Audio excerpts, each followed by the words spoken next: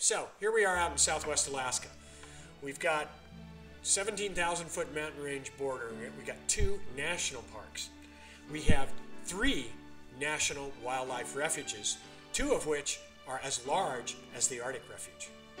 Within these 2 national parks and national wildlife refuges, there's 4 state parks. One of them, Wood-Tikchik, most Alaskans have never even heard of, so certainly no one from down here has ever even heard of it, is the largest state park in Alaska and arguably the largest state park in all of North America. New Yorkers will tell you the Adirondacks are larger, but a lot of the Adirondack scale is based on private inholdings. Wood-Tikchik is a consolidated protected park of 1.6 million acres. That big lake is called Lake Iliamna. It's 63 miles across and 3.5 miles wide, and it's one of the 20 largest freshwater bodies in the world.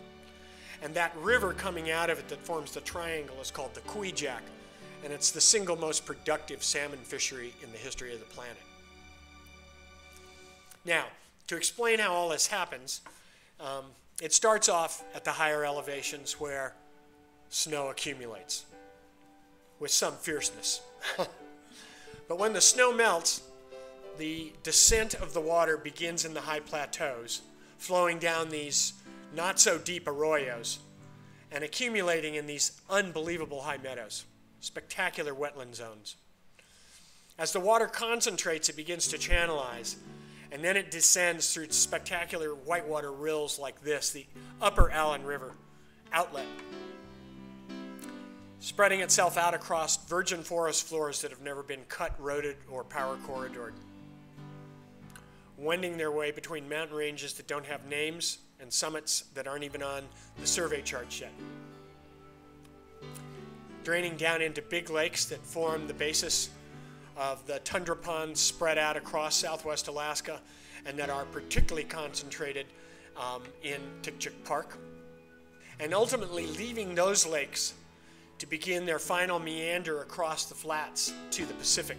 In a very pro-development minded state, state lands have been turned over as the largest mine field, as in mining, in the history of the state.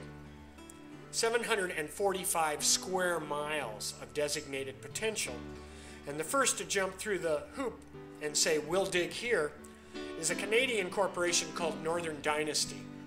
Immediately adjacent, you will note, Lake Iliamna and Lake Clark Park proposed to put in the largest open pit copper and cyanide gold leach mine in the history of the world.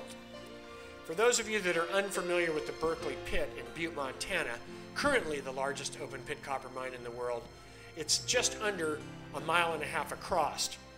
The pebble, which is what this mine will be called, the pebble will be over 2 miles across at the top and over 3,000 feet deep down into the pit. It will also, unfortunately, leach gold, which is to say they will take chunk rock that they blow up, pile it up, sprinkle it with rainbirds spraying cyanide, which filters the gold out. They'll extract the gold, and then they have to contain the cyanide slurry forever because it can't be treated. So they build a giant tailings pond for it. The tailings pond for the Pebble mine will be 20 square miles when the dam finishes, and it will require an earthen dam larger than the Three Rivers Gorges Dam in China, in an area that's the most seismically active area in the entire world. Well, first of all, how stupid is this? But then beyond that, how long is this before some catastrophic earthquake just sends all of this cyanide right into the fishery? This is beyond stupid. Imagine digging a hole 3,000 feet down into this and having to perpetually pump out all the toxic water and contain it that's created by the pit. This is just blind stupidity. And these are the immediate adjacent valleys to the mine site, all of which will be completely gone into the pit by the time the mine is fully developed. Everything you're looking at now will be a hole in the ground if this pit is ever built.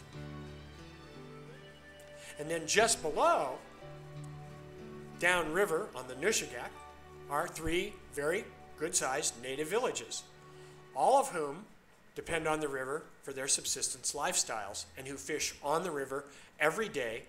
And then when the river freezes in the winter, they go out in their snow machines and fish on the river every day, because this is how they survive.